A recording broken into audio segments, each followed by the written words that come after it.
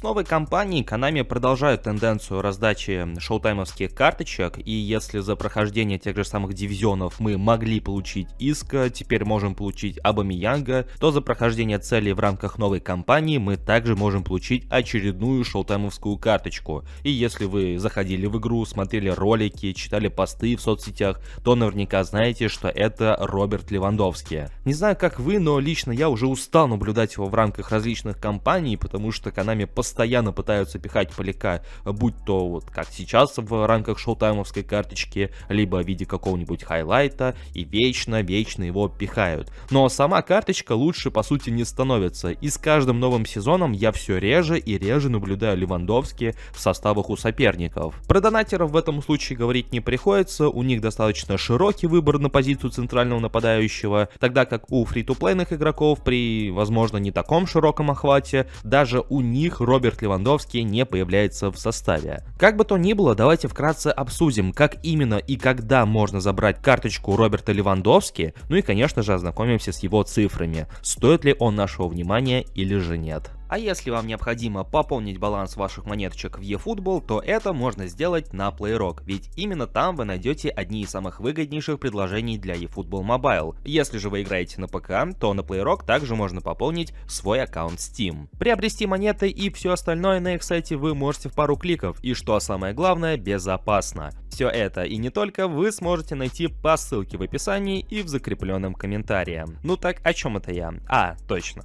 Как я и упомянул еще в начале ролика, данная карточка доступна за прохождение новой кампании, которая посвящена 900 миллионам скачиваний игры. Обозначается Роберт Левандовский как основная награда за прохождение этой кампании, и ее можно найти в целях, которые обновились с этой самой кампании. Соответственно, играйте матчи и проходите клетку за клеткой. Причем неважно, проигрываете вы этот матч или же выигрываете, вы в любом случае будете продвигаться по этой самой клетке. Разница лишь в том, что если вы побеждаете, вы будете проходить несколько клеток. Если же проигрываете, пройдете только одну клетку. И по сути, на протяжении 3 последующих недель вам будет достаточно просто играть матчи и просто проходить эти самые клетки. Загвоздка лишь в том, что карточка Левандовски присутствует на самых последних клетках, а они, в свою очередь, на момент записи этого ролика пока что недоступны. И станут доступными, их откроют только после следующего оперативного обновления, после следующего и еще одного четверга.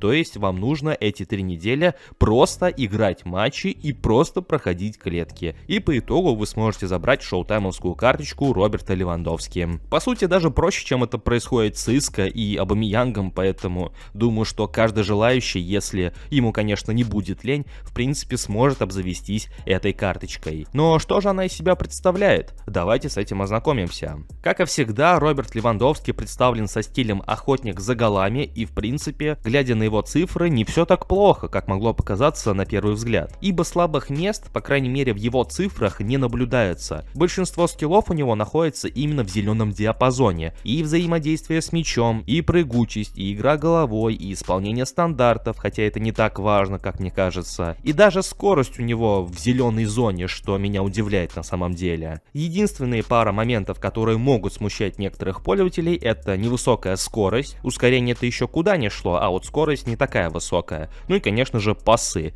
Но опять же, по сравнению с другими охотниками за голами, у Роберта Левандовски имеются хоть какие-то передачи.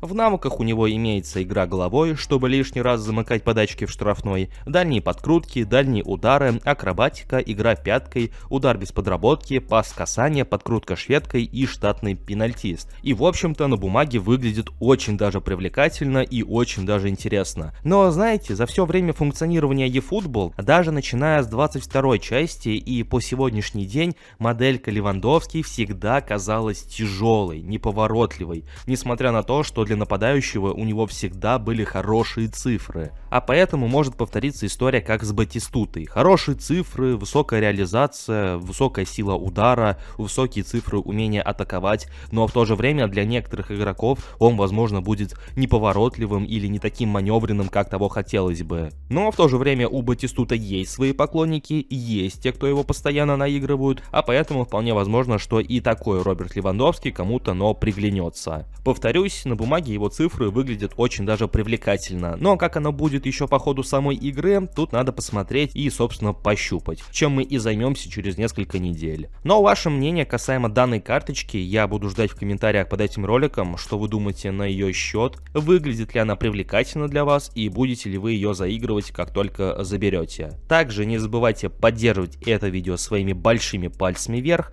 подписывайтесь на канал, если вы находитесь здесь впервые, и прожимайте колокольчик, чтобы ничего не пропустить. Всем спасибо за просмотр и удачной игры. До скорых встреч!